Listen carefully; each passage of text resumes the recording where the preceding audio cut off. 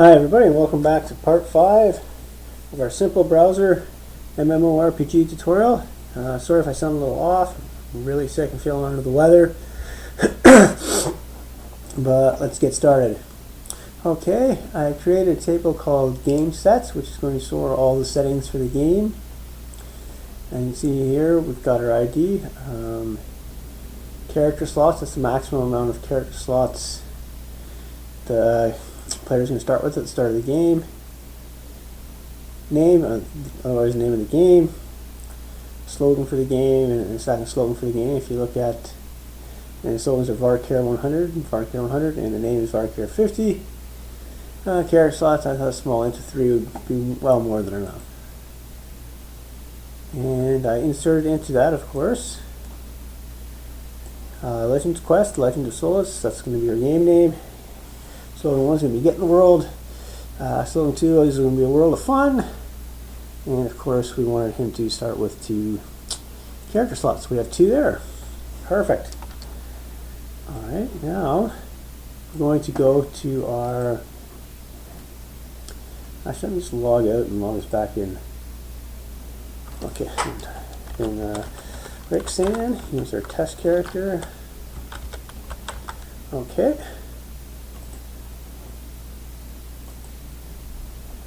Alright, I'm going to go to our admin page. You can see down here now on our admin page, I have a new page called Game Settings. But it just displays that. Later on you'll be able to also go in there and change it. Okay, so let's take a look in Dreamweaver. Okay, if you look at our PHP in Dreamweaver here, I added the link to our nav. Obviously you can see it right there. Pretty straightforward. I created a game set page, which in itself is pretty straightforward. Let's take a look at it. It's just your standard page. We've dealt with all this before. The only thing new here is I select all the information in the game's table database where ID is equal to 1. You only have one game, so ID is equal to 1. If you later on might set up for multiple games, we'll put a variable in there, but for now we only have one game. So we're reading everything from that table. Here we go. I'm sticking this little form here. Pretty straightforward, pretty simple. Okay.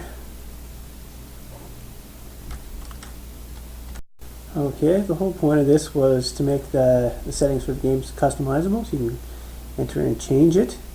So see where it's got character slots 2. So what I did here on do player name, because your entry into the players table is created on do player entry. There where we insert the row into the players table. I added the max character and the max character variable. So we've always had the max character in the players table, but now I'm setting it to whatever is in the character set in the game sets table. And how I did that was with this function right here, get game set 1, because it's in the first row, has an ID of 1, and it's that we want to set. It's called characters slot max. So if you go over here, and we're going to open up our functions. I don't see it there, so let's open it up here. Okay, function this.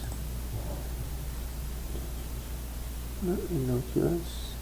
What's an admin? Yeah, so open up admin functions. Open admin. Okay, and it's not in the admin functions. It's odd. One sec. Okay, here we are back in our admin functions. Just have to copy and paste this in from the game functions, which we'll talk about later. Basically, I know I'm going to want to get the settings from the game out several times throughout the game, so I thought I'd just create a function to pull that out, so I don't have to type all this every time I want. I just have to type the single one line here. Okay. So what I did is just create a function called get, because it's getting something, game set. ID of the game in whatever field I want to grab. And so query the database, and for return, I created a variable called return. It's going to return that variable. In our case, would be 2. Put that in all our functions, in our min functions, our regular functions, and our game functions. We'll talk about later. And okay.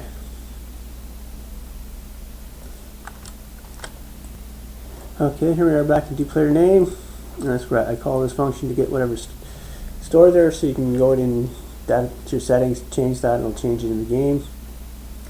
So basically, I use that function to pull the maximum character slots out of the game settings table, and then later on we put it into, when we create a new row in the players database, we throw that in there with the players starting.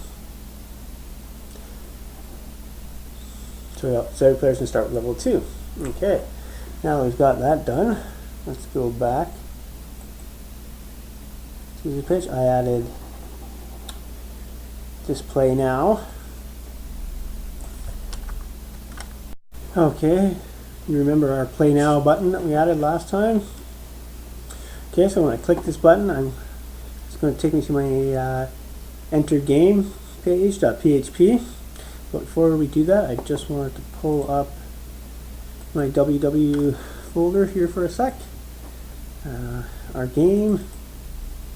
Then here you see I have a min game, and I added another file called game. It's going to set up just like we did the admin, so everything to do with the game is going to go in the games folder, just like when we did the admin. Everything to do with the admin went in the admins folder to keep them separate, so you don't have 50 million files on pages of files in one folder. It's easier to keep that way, and you can also restrict folders. We might talk about that later on. Okay, and audit our own style, our own images and our own styles, because we're gonna have a lot of images in the game. We don't really need the admin, or the login system really doesn't need, so why have it there? Keep everything to do with the game with the game. And styles can be separate styles for the game, and there is in the login and the admins. That's why that's there. Okay, so just go ahead and create that, and we'll talk about each one of these later on. Okay. Okay. And on the page, we click this button to do enter game. So we're going to go over to create an enter game.php. Okay, in this game, we're including our functions as we always do. Starting a session, checking if a post has been submitted. In other words, this button was clicked. Validate token like we always do. Player ID and player name, and then we're going to query the table to select from the player where he has the right ID and the right player name. We're going to select the player's name, because you have to have a player name to go any further, right? So we did that. We set up a player. Okay, so we got his player name. We're going to call it player name. We got his player ID, call ID, and his player access. Call it access. Okay, and we set them all into our session. P name, player ID, access, and then down here I'm unsetting or getting rid of the session user ID. I'm not changing the value of it to something else. I'm totally getting rid of it, so it doesn't exist anymore. And doing the same thing with the username and the user level. So once we're in the game, we're never going to call these. So why put the user's information at risk by having that strung along in the game? That way it adds a little bit of security. It keeps his user information totally separate from his player information. So if he does get his player information, it makes it just a little bit harder to get user information. Okay. And also, once you hit this button and log in, if you go back, you're no longer going to be logged in. So let me show you this really quick. So hit play now.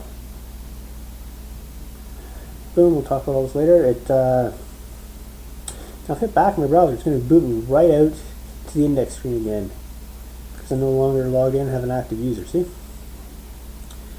Okay. So I'm going to log back in. Now I showed you how to log myself back in.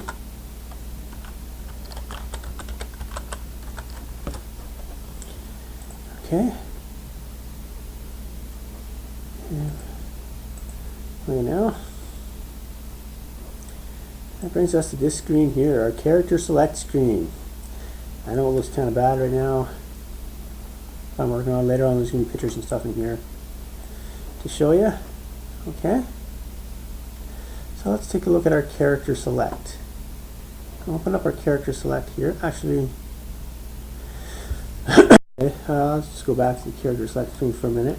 You see this function here, player auth. It's exactly the same as our admin authorization and our user authorization, except this one's for the player. So what I did is I opened up my admin functions and then saved it as Legend Quest, Legends of Solus game functions, and I changed it to auth player instead of auth admin. Okay, pretty simple. These two, talk about that. Okay, our character select screen. Okay, before we talk about that, better do the CSS. Okay,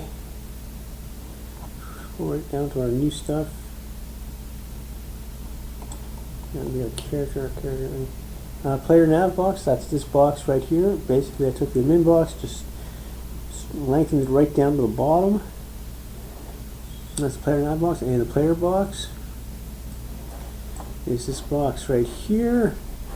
And I just took the admin box, widened it out, and then dropped it down to the bottom. Okay. Care select box, so I create a div, this div right here. Alright, it's going to hold all our character select stuff. Yeah.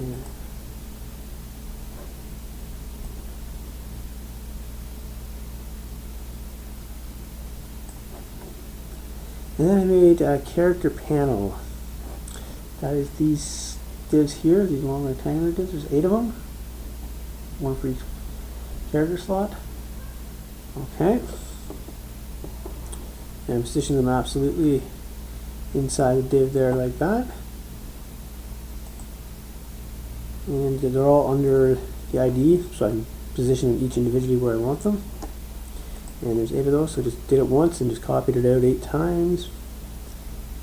Bang, bang, bang, bang, bang, bang, bang, bang, bang. And then you go in here to character pick div, and that's just going to be a little one div right here. It's going to hold the character's picture, and there's a character left and a character right div. So this div here, these divs here will be divided into 3. One the character pick, then in the center is going to be his level, his race, and then over here is going to be class and play or delete. Okay, and I set them up as classes, and you'll see why. So I only have to define it once and then use the same class for each one of these 8 boxes. Okay, so let's take a look at our character. You can just pause the screen and type that out if you want, or download the code. I don't think there's anything in there that needs further explanation. Oh, inherent height. Okay, they all have their heights as inherent because they're all sitting inside the characters panel, either character panel 1 to panel 8, and rather than typing in the exact height for them, I just put height in here, so it takes the same height as the div that it's inside.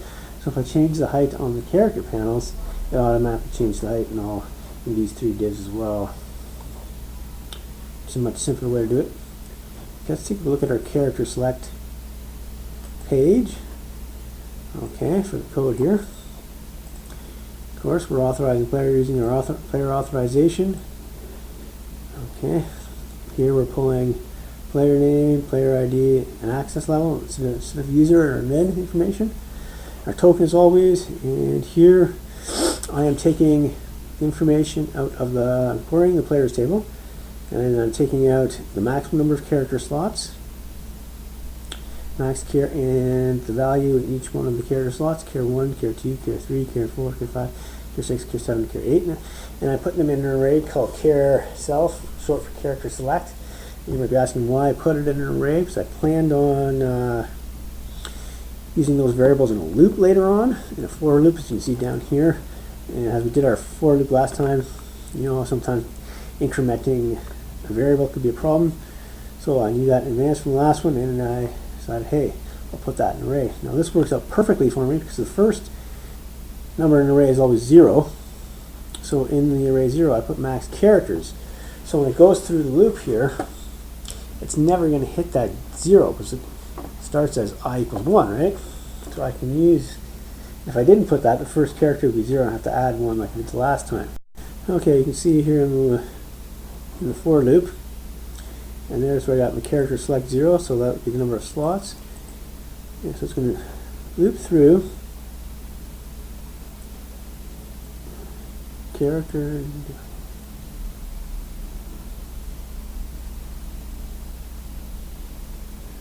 So we put it inside the character box here. You can see the character select box. And inside that loop, from 1 to 8, so there's 8 characters. Okay. First thing it's going to do, it's going to declare a div. Remember, we named each one of ours character select panel 1 to 8. So increment's going to increment 1 to 8. This is going to pull out the number of maximum character slots.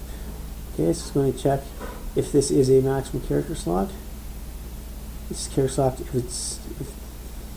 it's over the number of character slots he has right now, he has 2. You see, the display is locked. That's what that if does right there. So if it's under the number of character slots,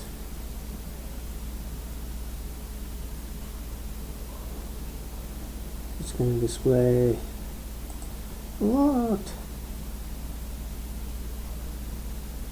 Okay. And here we got in the actual character, so character slot 1. If the value of, if I have a character in there, so the value is greater than 1, obviously, it's going to display the character's picture div, character's left div, character select left div, and character right select div. But I don't have it, so I can't. It's not going to display it. So this if's going to fail. It's going to remove the else. So if I don't have a character, it's going to display this create character form. Basically what it is, just your standard form. It's posting to do select char. It's be wrong. We're supposed to do create char.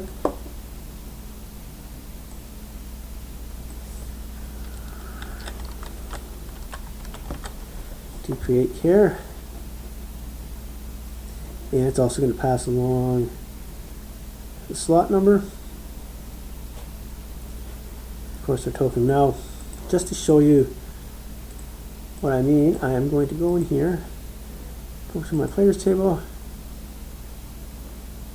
edit, and in slot 1, I'm going to pretend there is a player ID, so I have character 2. Okay, so I have a character in there. Might give me an error. I haven't fully tested it with a character in there yet. Okay, so if I do have a character, we'll pull up the character's picture's name, arts type class, race pedal, and I'm going to center them to the left. I think I know why I did that. But yeah, and you can see here, because this one's empty, it's going to go to create a character. In the next video, we're going to do our create character script. Actually, I'm wondering what this is. I'm not too sure why that's like that. I'll have to get back to you on that when I go through the code. But next video, we'll talk about creating a character and playing and deleting a character. Okay, so till then, we'll see you then. And remember, if you can either pause the video, type out the code, or you can just download the files with the up-to-date code. See you later. Have a good one. I hope you enjoyed the video. Feel free to click on the like button, join my channel, or leave a comment. Thanks for watching.